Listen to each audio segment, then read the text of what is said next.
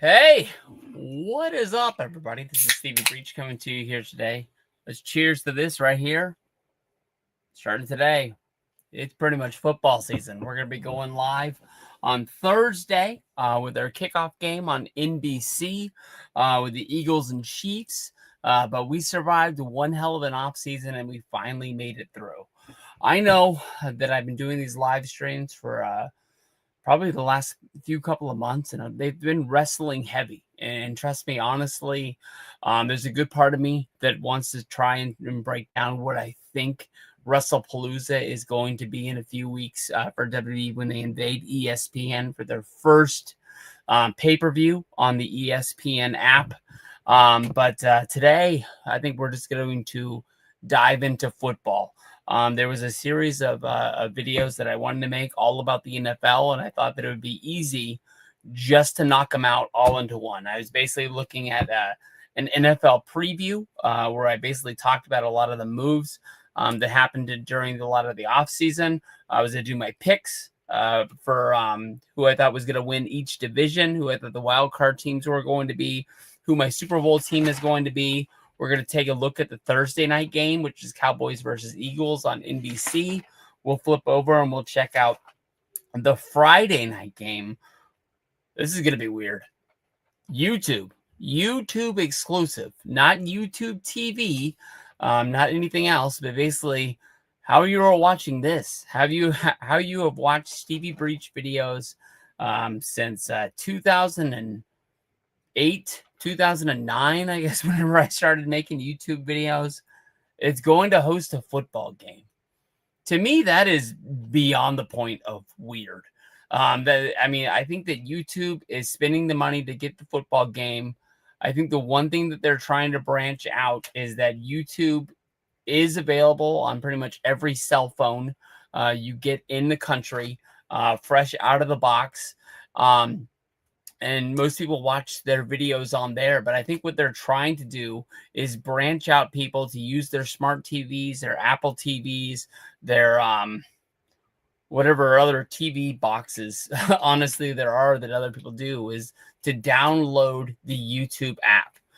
To where basically you can watch, YouTube things on there for free. So many people are going live each and every day, finding a way to put like some sort of a live sporting event on there. I'm not sure if they're the first ones to do this, if baseball or basketball or anybody has put a game onto YouTube. But to me, honestly, I know that YouTube can hold it. And I know that they can do it. But to me, honestly, it's just kind of scary. I mean, you would think that if you have YouTube TV, which I have not let go of, that I need to do sooner than later to be able to get Hulu.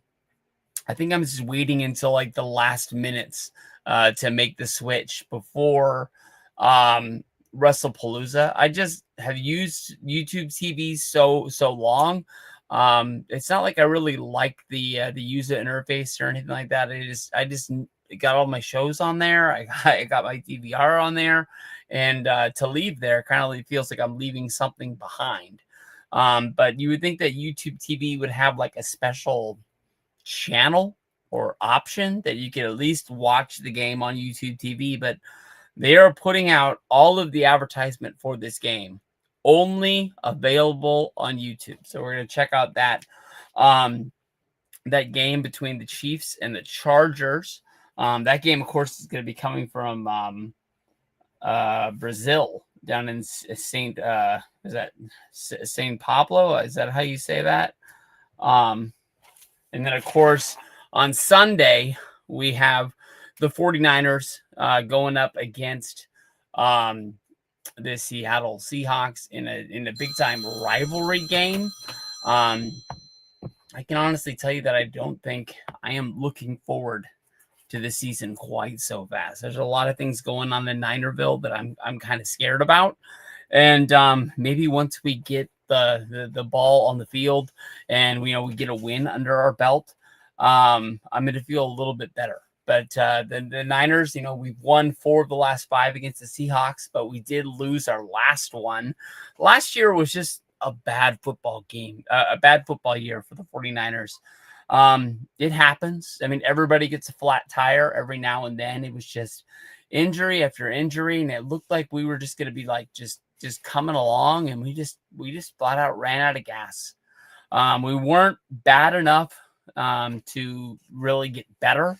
Like the year that Jimmy Garoppolo got hurt, and we turned that around into getting Nick Bosa for the defensive line.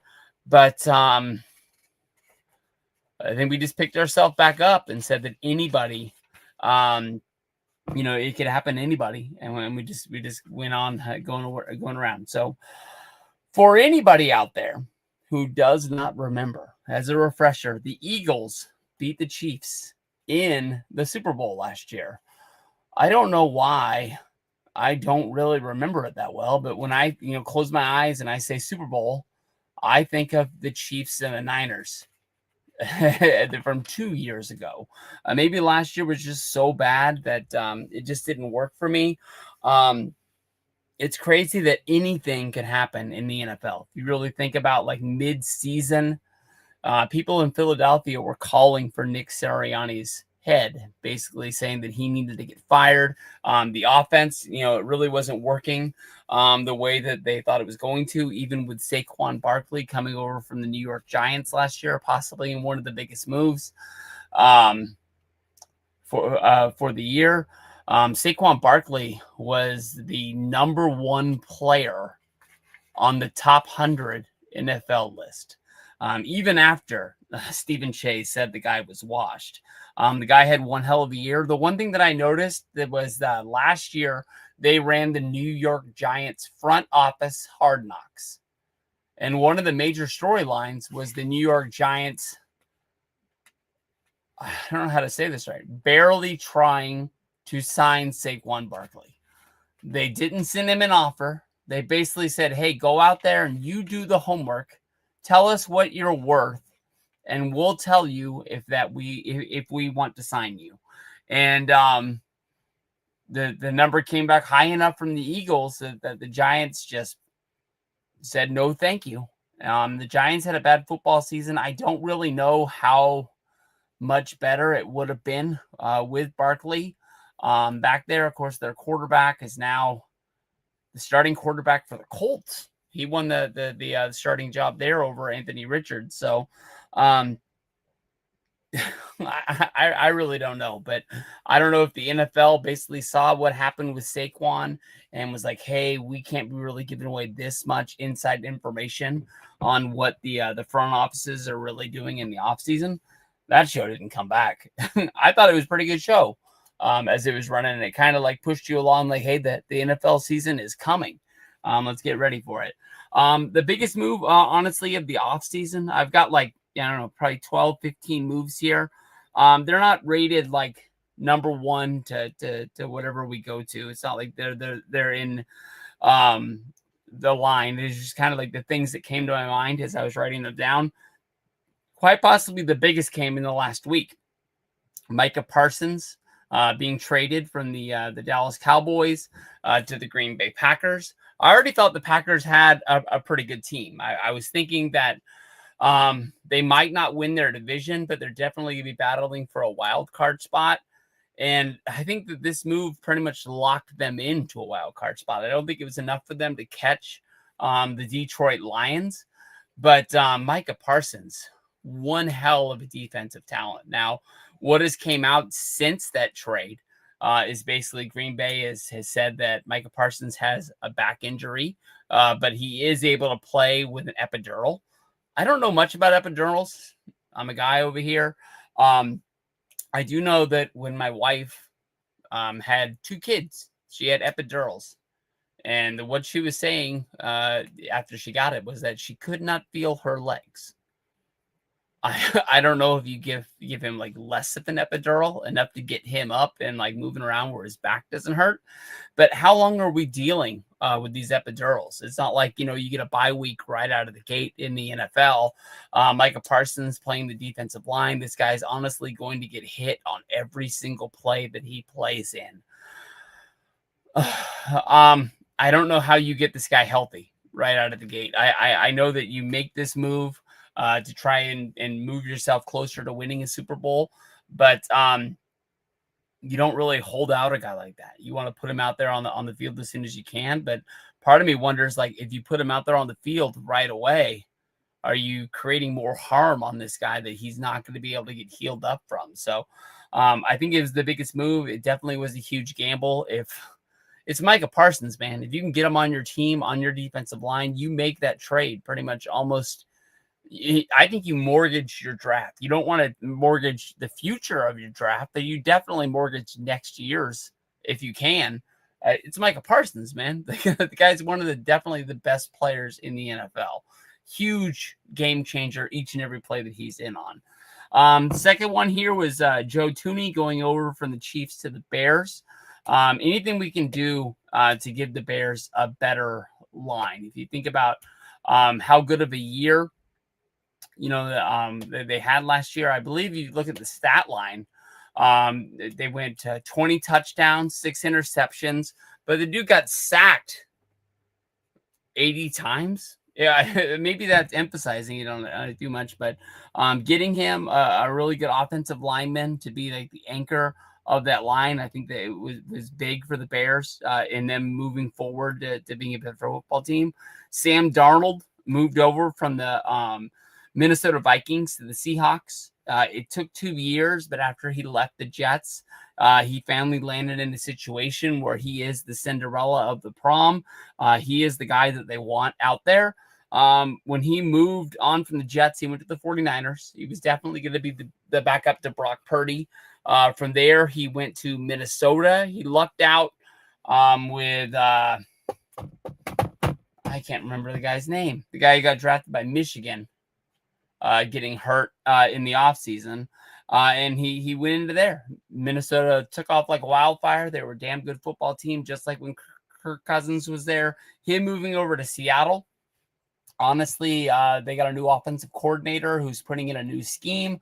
Bringing in a new quarterback to learn this scheme isn't like trying to teach a new one to an existing quarterback that you have. So it could kind of just like just slide right into place.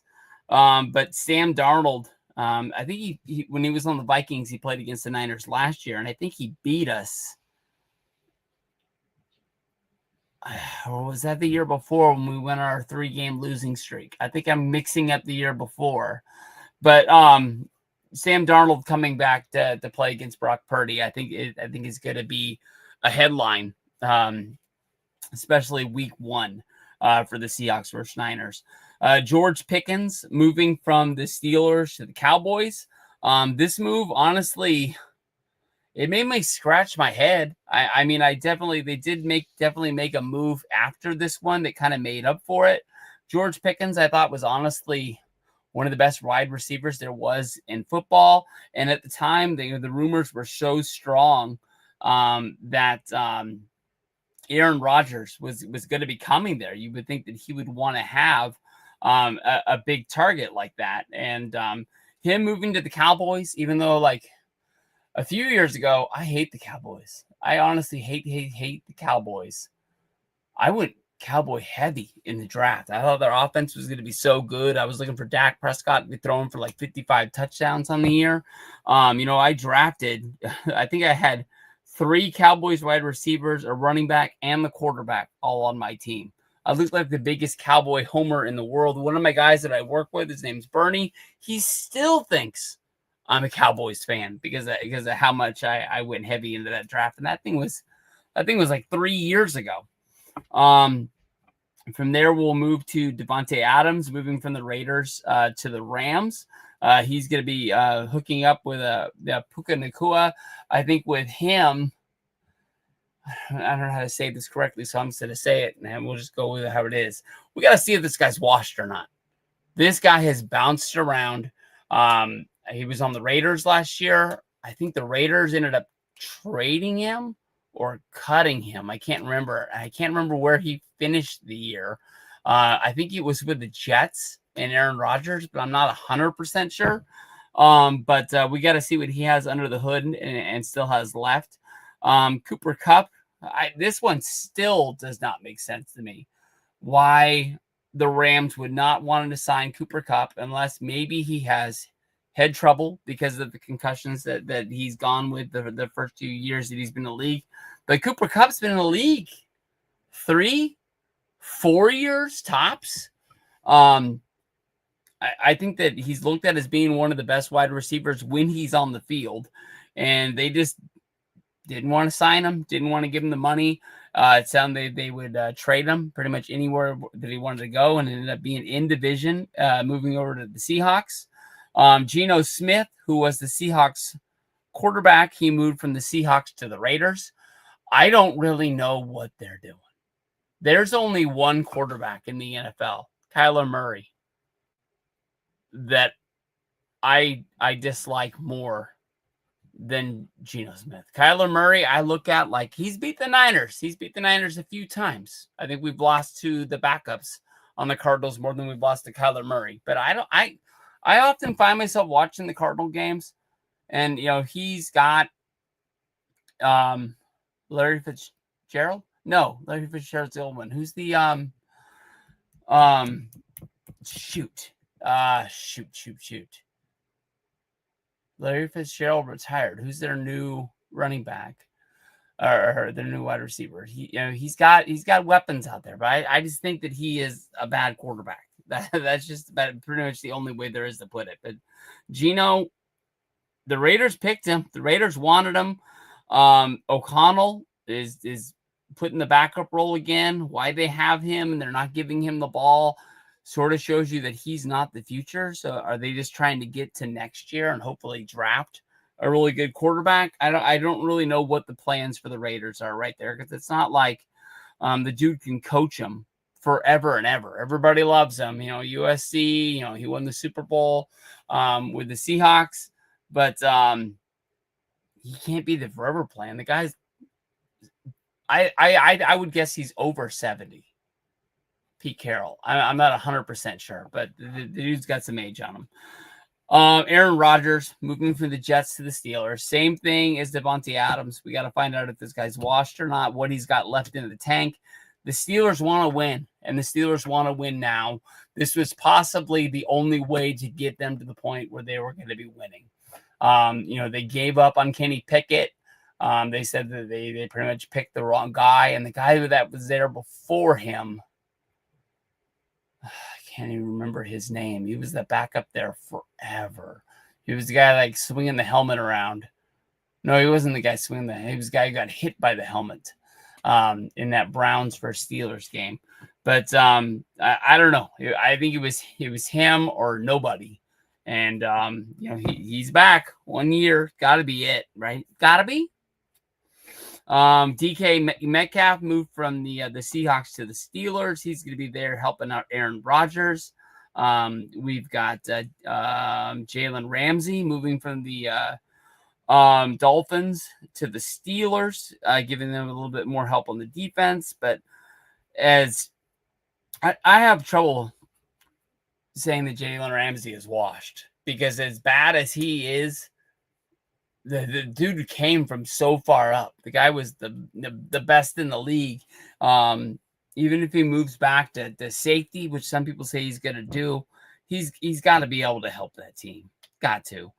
Joey Bosa, not looking for a ton from him, but he moved from San Diego to Buffalo. Fun seeing him on Hard Knocks. Hopefully I'll be able to watch that tonight. Finish up on that before the season kicks off. Justin Fields moving from the Steelers to the Jets. I believed in this guy when he was in Chicago. When he got drafted by Chicago, I thought the Bears were on the move. I remember the Barstool guys all jumping up and down. We traded up. We got Justin Fields. And I wanted to believe in it. And he hasn't been in the league that long. I mean, the Bears have given up on him. The Steelers have given up on him. He's with the Jets. I don't really know if the Jets got the goods. I don't know if the Jets are going to be able to set up to win, but maybe he can at least be set up to be the starting quarterback there for the foreseeable future. We're going to go to picking our picks for the divisions. AFC, we'll start with them. In the East, I got Buffalo hands down. I don't really think anybody's even close to competing with them. The West, I'm going to take the Chiefs. Same thing. I mean, the Broncos are getting better. They got a really, really good defense. But the Raiders are so far behind, and I don't really know that much about the Chargers. We are going to be talking about them in their Friday night game against the Chiefs. If they can get it started with the win, they can be looked at as somebody who can do something. I mean, the Chiefs, they got Andy Reid, Patrick Mahomes, but they're not going to be able to do this forever. It's not just a guarantee anymore. The teams around them are getting better. Move over to the North. I'm going to take the Ravens. In the South, this one was kind of hard. It was kind of like I kind of like flipped the coin and just picked the team. I took the Texans to win the division there. And then for the wild card teams, I've got the Broncos and the Bengals. NFC side, we're going to take let's see, NFC East. Pick the Eagles right there. The AFC West, I'm sorry, the NFC West. It was tough for me. The last 3 weeks have been really, really hard. With the last few preseason games and the injuries that have been adding up, and just sort of like seeing what they really have.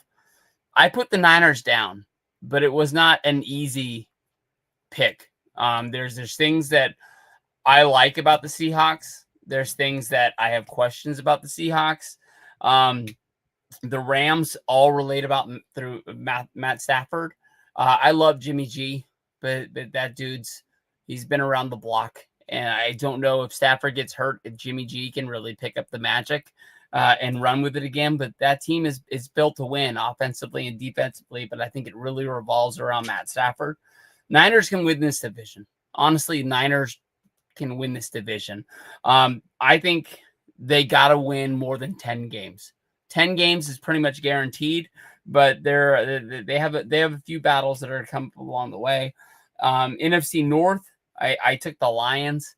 I wanted to write the Bears down. I tell you the truth, like I want to write them down. I listen to so many podcasts with the Barstool Chicago guys, and listen to a lot about the Bears, and like a part of me really roots for them.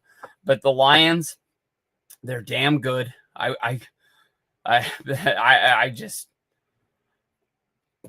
heartbreak, man. They haven't been able to get it done, but they just got to keep believing. Packers just got better, but we're gonna run with them. NFC South, I wrote down the Bucks. In the wild card slots, I've got the Rams and the Packers. Honestly, both of those teams could win their divisions, and the other team bumped down to the wild card spot. There's good teams in the NFC, y'all.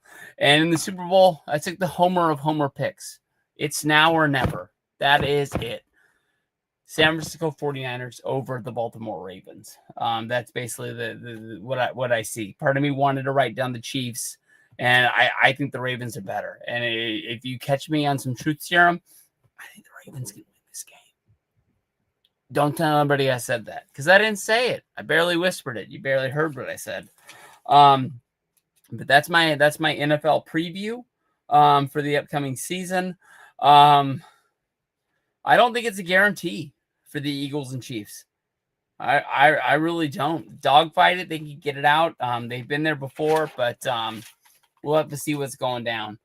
Thursday night, 5:20. It's going to be on NBC. Everybody's got NBC. Even if you got the rabbit ears hooked up to the old school television, your dad's slapping you in the back of the head, telling you to go up there and like turn the channel the old school way. Everybody's got it, so you can't be complaining about what it is. But Cowboys and Eagles, this is going to be one hell of a game. I'll tell you the truth. Nick Sirianni, I don't like that guy. I don't like Big Dom over there on the sideline ever since he got in the fight with Greenlaw during a game when they were playing a little bit close to the line, why he like popped off into there. I understand that it made him a big star. Everybody loves him and made him more notable. But I talked about it earlier. When Nick Sirianni was going through the dog days, Eagles were winning games. But like people were still calling for his head. I would have loved to see Nick Sirianni get fired. That's a damn good football coach. I'm going to put this guy over every chance that I get, but I don't like that guy. Not at all. Cowboys are built around Dak Prescott. They got CeeDee Lamb. George Pickens comes over. Javonte Williams is a running back. I barely know who Javonte Williams is. Javonte Williams is probably the least known running back that the Cowboys have had since whoever was running the ball before Emmitt Smith. God honest truth. Hey, you know what? Honestly, no time better than now. I was going to do it in the preview, but I kind of slipped by it and forgot about it. I think we know at this point I am not a Cowboys fan. Not a Cowboys fan at all. But on Netflix, last week, they uploaded the documentary. I think it was in the last week, but I just finished it. It's called America's Team. It was basically a documentary about Jerry Jones. It opens with George Bush Jr., talking about what football means to Texas. And, Jerry Jones, it tells a story about how he, was in Arkansas. He was a college football player. When he was done with that, he got into just business, just different businesses. Didn't know what it was. I think at one point he was selling women's shoes, if I remember right. And everything just kept on rolling over. And he got into the oil business. And one day he just made a bet on an oil lot, bought it. It was everything he had and more.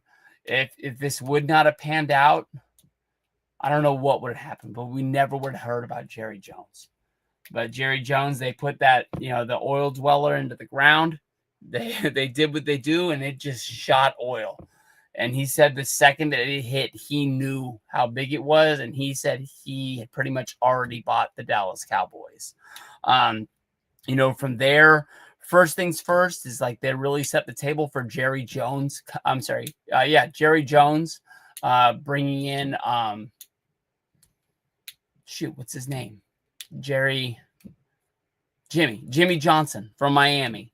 Jimmy Johnson didn't come in for a year after that, but he basically set the table that Jimmy was coming.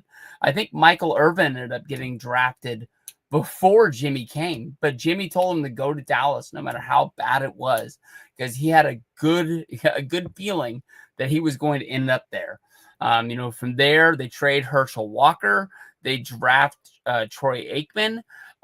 They bring in Emmitt Smith. They trade for Charles Haley.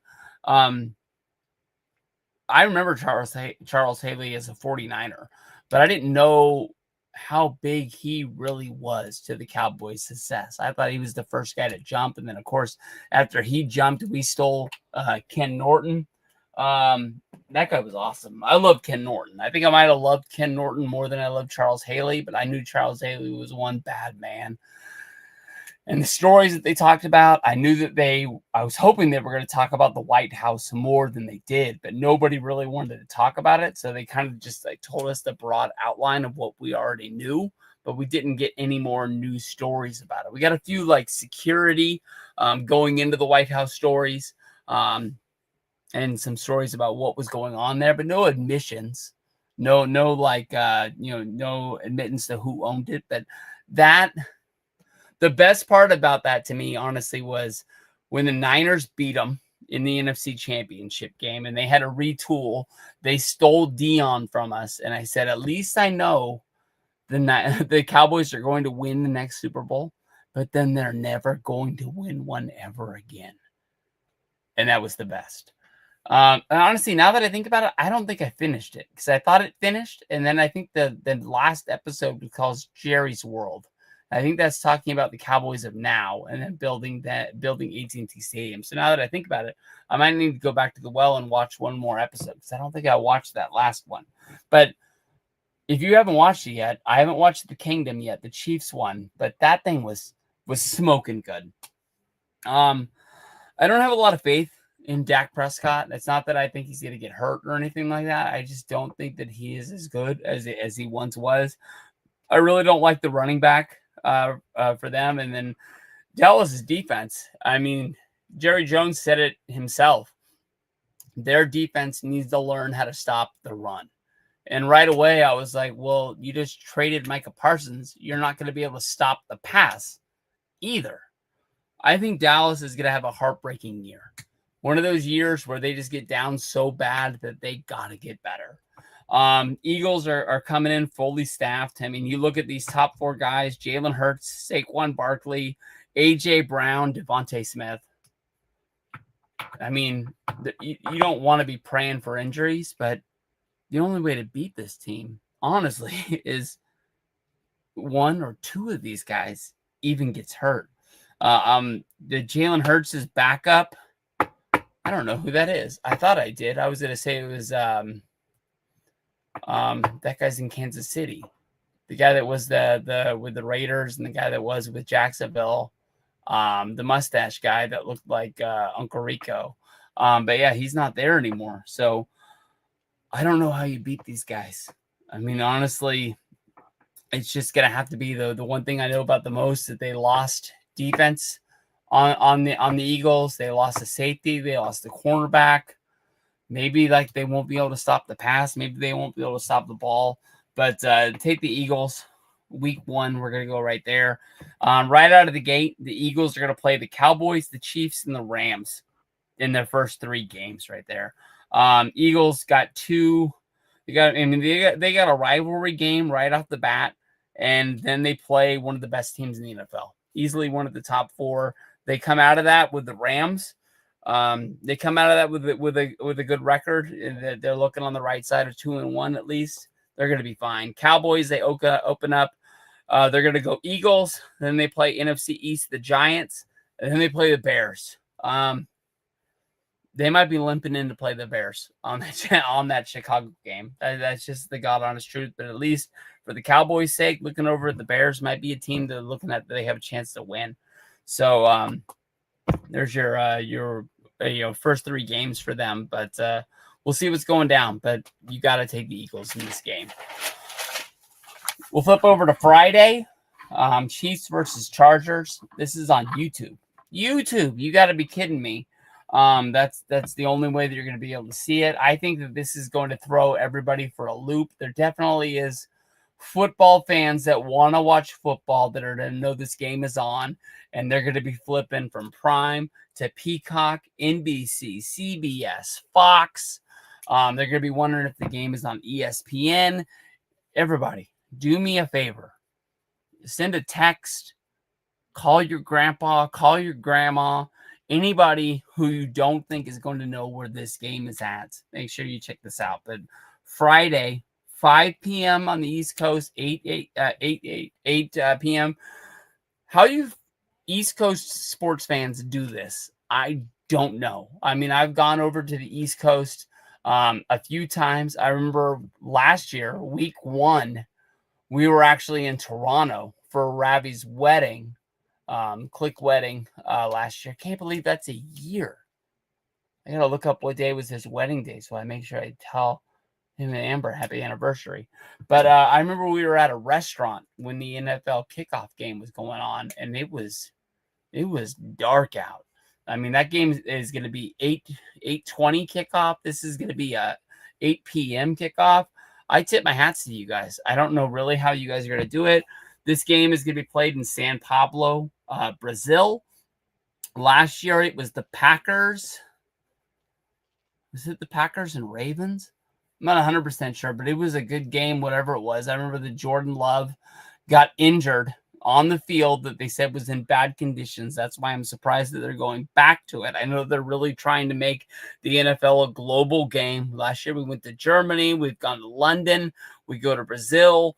All these big countries because they want to sell jerseys, they want to sell hats, they want to spread the love of football. If we're not going to put an actual team in the city, if we're not going to move the Jaguars to London, if we're not going to put a team in Brazil, I don't really understand what we're doing, especially this early in the year. I can understand if it was a game that was designated later in the year. I remember one year the Cardinals and the Niners, when they had no business being in the NFL, both teams were bad. They played a game in Mexico City. That game really didn't matter. But this, week 1, we're talking the Chiefs. in the Super Bowl last year. Why you put them on a plane to fly them to Brazil before the next one? It doesn't really make a lot of sense to me. Make it like a neutral site game that you pick, like week 15, week 16. Yeah, it's going to be a bad game. It's going to be bad teams, but at least you're not risking something with somebody going down there. I don't think the people of Brazil are going to care that much if it's the Chiefs and Chargers or it's the Jaguars and the Dolphins, or whatever the heck it is. Just pick a game that doesn't really matter. Tell them, hey, you're going. The Chiefs are led by Patrick Mahomes. They've got Pacheco, they've got Hunt, and they've got Elijah Mitchell.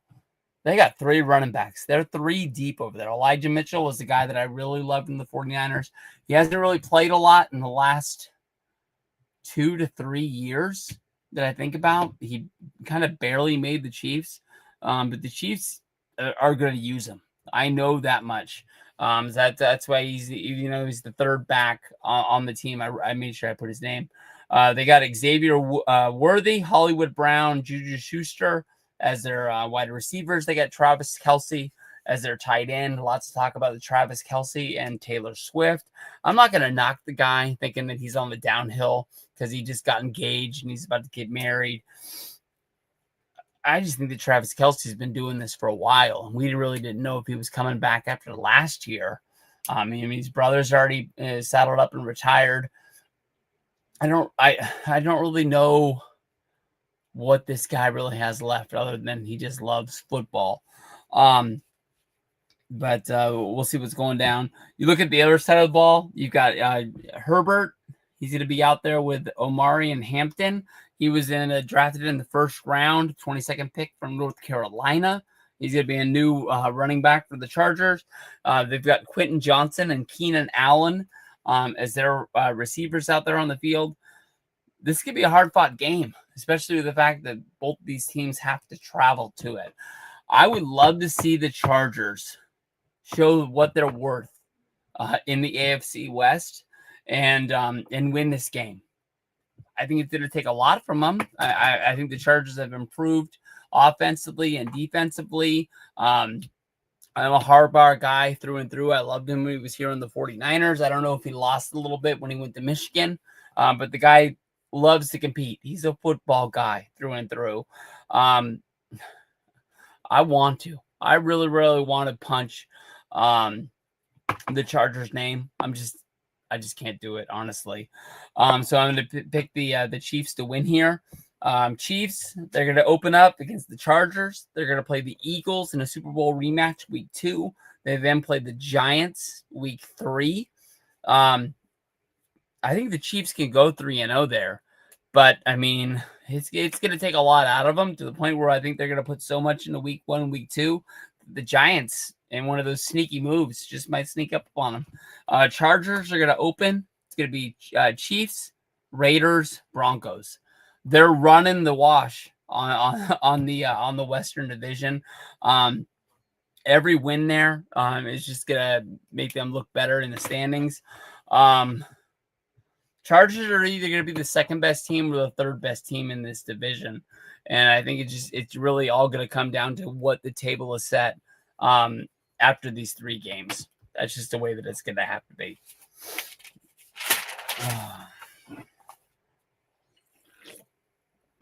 Right here.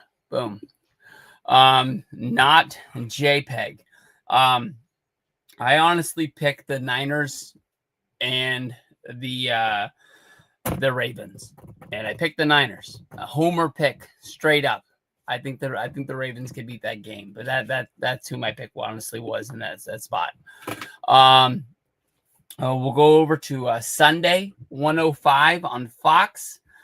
We got the Niners playing the Seahawks, and I was ready just a few weeks ago to run through a wall for this team. I'm not going to say the Niners were going to go 17-0 and take it to the house, but I really thought the Niners brought back what they needed to bring back, and they paid the people need to get paid. You take Brock Purdy from a $1 million a year quarterback and you make him a $55 million a year quarterback, you are going to lose some things along the way. But throughout the 3 preseason games, I love Robert Saleh. I think he's pretty much the biggest thing that we did in the offseason, besides for bringing Mac Jones. Mac Jones was pretty much our lone free agent signing. We lost a lot of heart on this team. Greenlaw and Hufanga going to the Broncos. Ward, our quarterback, going to the Colts. Hargrove, who was supposed to be the fill-in when we traded away the guy to the Colts. Defensive line, I can't remember his name, but he was supposed to be the fill-in for that. Never really was that great, but you don't want to lose a guy. And then you also lost Floyd on the defensive line as well. The fact that this game is being played in Seattle, the Niners, we've won 4 of the last 5 games against Seattle. We lost the last one, but I don't know, man. This game is scary to me. The Seahawks are rebuilding. They brought in a new offensive coordinator, Kubiak. I don't know much about him. He's bounced around the league from here and there, kind of like moving up the ladder. His dad used to be an offensive coach for the 49ers in the early 90s. He ended up being the Texans head coach. I don't know really what time period that was, but they were good during that time. But they've put the team together: Sam Darnold, Kenneth Walker, Jackson Smith, and Cooper Kupp. Cooper Kupp was honestly the steal of the offseason, I think, this year. I don't think people really, when it first happened, it didn't really make sense that the Rams didn't want to pay him. Now, that's the biggest question mark, is why the Rams didn't want to pay him. And they let him go. Was it just that Puka Nacua, like he had come on in the last 2 years, that people thought that they could move on and they didn't need to have both of those guys? If you got 2 wide receivers like that, you got to keep them. That's the God honest truth. But the Niners, I mean, we're starting 6 defensive rookies. 3 on the defensive line, a cornerback, and 2 safeties. Robert Saleh will get him ready as he can, but there's things that you learn in your first season. I just wonder if they're going to be able to overcome that. There's going to be some mistakes, but I'll tell you this: going into my question marks about the Niners is defensive rookies, number 1. And then we'll put who is going to catch the football. Who is your wide receivers? Niners were bringing in a guy, and then all of a sudden, Juan Jennings, his calf or his foot, I can't remember what it was, healed, and he was on the practice field for the first time. So I don't know if the Niners are going to sign Kendrick Bourne, but we already have Deebo Samuel got traded, of course, to the Washington Commanders. We've got Brandon Ayuk, who had an injury last year. He's going to be out until at least week 6. Juan Jennings, as of right now, it looks like he is going to play. And other than that, Ricky Pearsall hopefully is going to have a breakthrough season right here. I mean, your rookie season, taking a shot in the chest before opening day, that's never good. But the guy showed heart. He came back and he played way before I would have. I think way before a lot of people would have. Number 3 would be Jake Moody, the kicker. This hurts. This sucks. I mean, you don't want to bury a guy that's that important to your team, but when he missed the field goal, it was the last one in the preseason. It was a groan. And then when he went out, I believe in the third quarter on a kickoff, and he just flat out kicked the ball out of bounds, giving the other team the ball on the 40-yard line. When he walked off the field, our special teams coach didn't even talk to him, just walked right by him. Just see ya. That tells you everything that you're going to say. I honestly thought the guy was going to get cut that night. The next morning, they've come out and they've said the things that they need to say to try and move on. just saying that he had, one hell of a season last year, but he's picked up the pieces and he's ready to kick. They're just not open to talking about the misses. He's missed extra points. He's missed field goals. The field goal to win the game for 59 yards against the Raiders is one hell of a feat for any kicker anywhere. But the fact that the guy has a lot of problem kicking from short yardage, that hurts. That sucks. I mean, anytime you feel like you got to run over and pat your kicker on the head because he made his extra point, that's not good. You need to have somebody like that's Mr. Automatic over there. Maybe the Niners had it right for so many years, signing, aged veterans that kind of maxed out their salary. And the Niners said, we don't mind paying so much for a guy that we know is going to be an automatic 3 or an automatic extra point when we need it. There was years when the Niners were bad. I felt that, our kicker was like our MVP of the team. Definitely led the team in scoring, it seemed like. But Niners are going to line up with Purdy, McCaffrey, Juan Jennings, Purcell, and Kittle on offense. That's hard to beat. I mean, McCaffrey, I hope not. But, the way I wonder about the receivers, like, are we going to run the ball 100 times a game? Are we going to run, like, the play action out of the backfield? Make sure we get the ball into his hands. I don't know. He was hurt last year. Hurt. And we don't really know how much better he is. It seemed like he practiced a lot. We didn't see him at all in the preseason. It's just a matter of, are we going to get the McCaffrey from 2 years ago? Are we going to get McCaffrey from last year? Or are we going to get a deteriorated version from the last 2 years? Seahawks are going to open up against the Niners. They're going to play the Steelers, and then they play the Saints. They're either going to be 1-2 or 2-1. That's the way that I see it. Niners, I ended up writing down their first 5 games. Niners are going to play the Seahawks, the Saints, the Cardinals, the Jags, and the Rams. Definitely, we're going to play the Seahawks game. I'm hoping that we're walking out 1-0. But I mean, like, I don't want to see any of these teams are pushovers, but I'll play the Saints, the Cardinals, and the Jags all day, every day, and feel good about what's going on. So it would be a week 5 that they would play against the Rams, that I think they have their next tough game. From here, we're going to bounce over and we're going to do the Pro Football Week 1 YWC SmackDown Touchdown Pick'em. I created this league, honestly, probably 10 years ago at this point, and we have lost a lot of members, but each year it's not like I'm not going to do it, but I find it fun that people reach out and like say, hey, you haven't done the pick'em thing yet, or are you going to make sure you do it? And it's not like I'm really scrambling for people to sign up. Normally I just like send out the like, hey, pick'em, let's go, and I'm able to get people that I don't really talk to about wrestling anymore. It's just kind of just rolls with it, and it kind of keeps us together for a little bit. We'll roll through this pretty fast. We've already said that we're going to take the Eagles to beat Dallas on the Thursday night kickoff. Reminder, that's going to be on NBC. We've got Kansas City. I picked them to beat the Chargers. Remember, that game is going to be 100% exclusive on YouTube.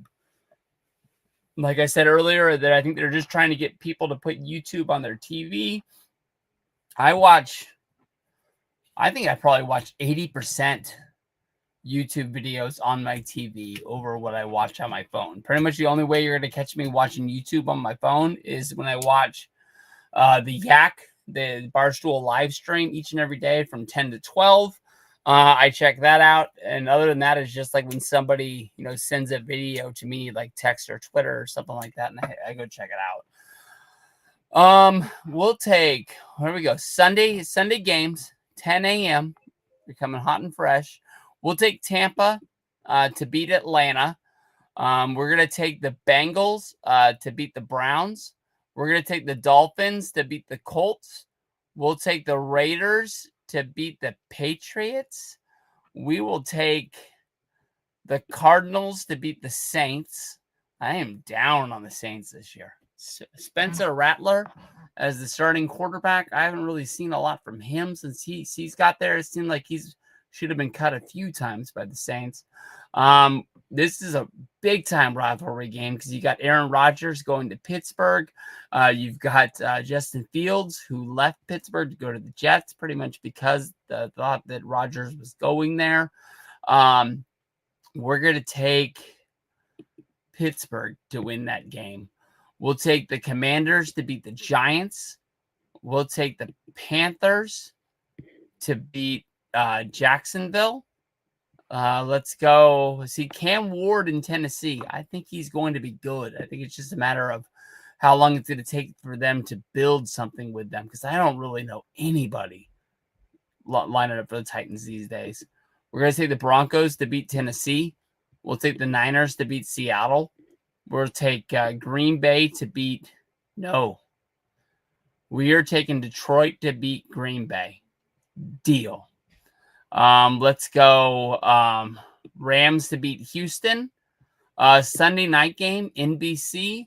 We're going to take the Bills to beat Baltimore coming off a Hard Knocks. And then Monday Night Football, ESPN, 5:15 going up against Monday Night Raw. Hopefully I'll be able to pull off the gimmick of using my iPad to watch the game while I watch Raw. Because Raw is going to be back in the States because the European tour is over. We're going to take the Vikings. I want to pick the Bears so bad. The Bears are playing at home. This is tough, man. I want this. I really, really want to pick the Bears. I'm gonna pick the Bears just to say F it and pick the Bears. So that's gonna be my week 1 pick 'em for the NFL. So hopefully everybody out there has a good season. Hopefully everybody has made their draft for their fantasy thing. Somebody out there is waiting until the last minute to do it on Wednesday, I guess, or maybe you do one just right out of the gate Thursday morning before kickoff. But hell yeah, let's have fun, guys. I will see you each week. I'm hoping to do pick 'em on Wednesday before the Thursday game. I'm hoping to make a 49er video each and every week, pre-game and post-game. If I'm home, I like doing the halftime show. So we'll check out how that's going. Hopefully everybody has fun. And I'll see you guys down the road. Oh, wait a minute. Hold on. I gotta end it. That was a blooper. Sorry, guys.